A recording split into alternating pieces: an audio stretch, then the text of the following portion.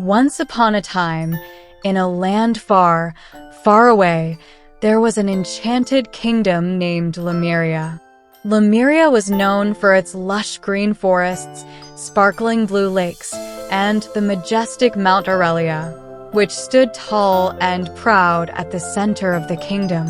The land was ruled by King Alaric and Queen Seraphina, who were beloved by their subjects for their wisdom, kindness, and fairness.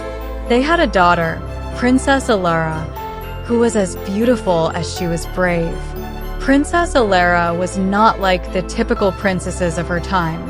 While she loved her beautiful gowns and the grand balls at the palace, she also had a deep sense of adventure and a curiosity that often led her into the wildest parts of the kingdom.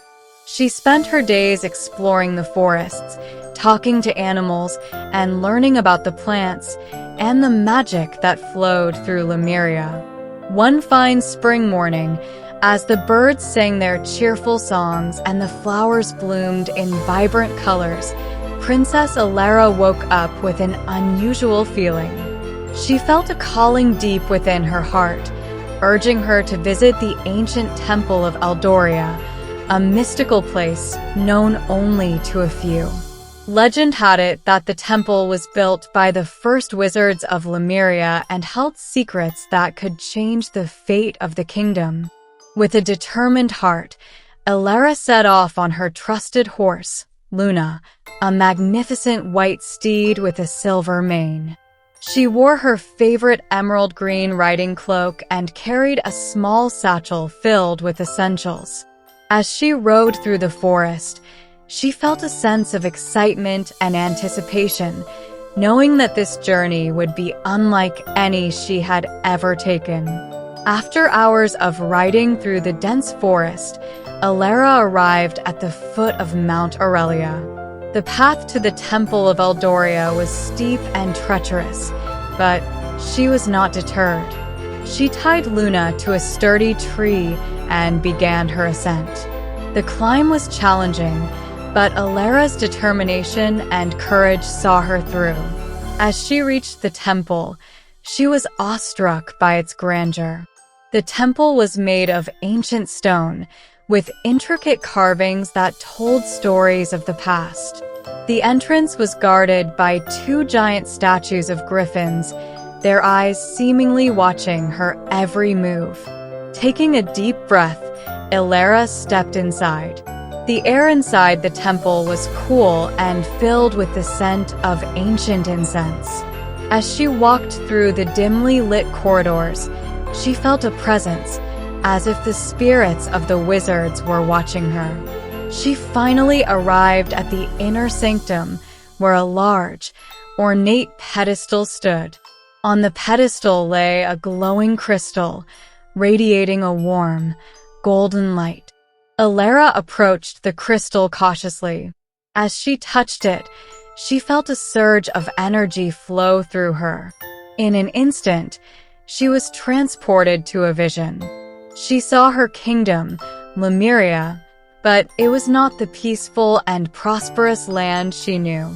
Instead, it was under threat from a dark force that sought to engulf it in shadow.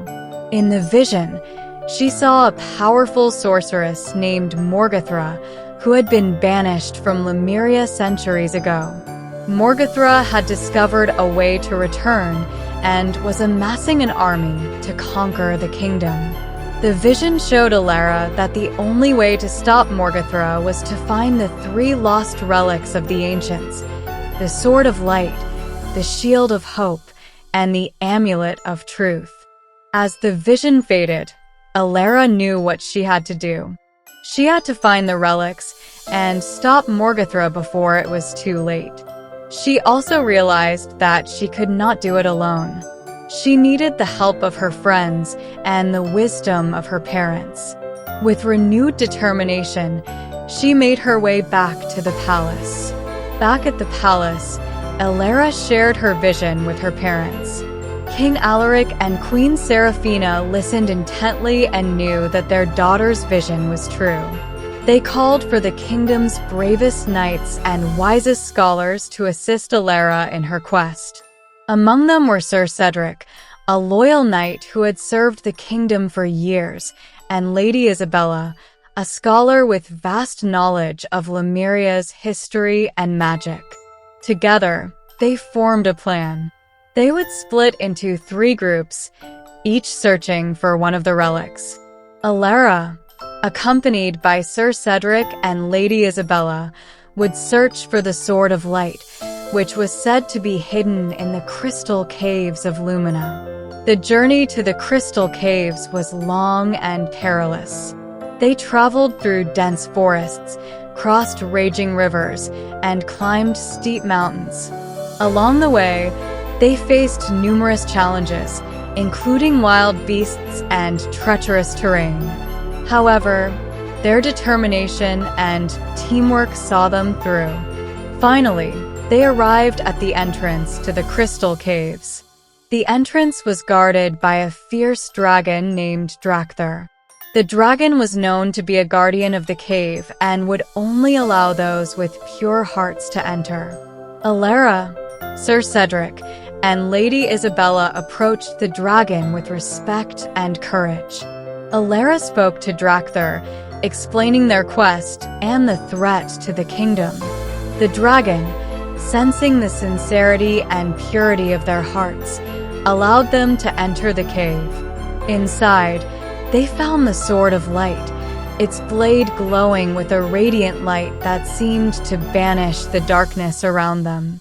With the Sword of Light in hand, they returned to the palace, where they were met with great celebration. The other groups also returned successfully, having found the Shield of Hope and the Amulet of Truth. With the 3 relics, they were ready to face Morgathra.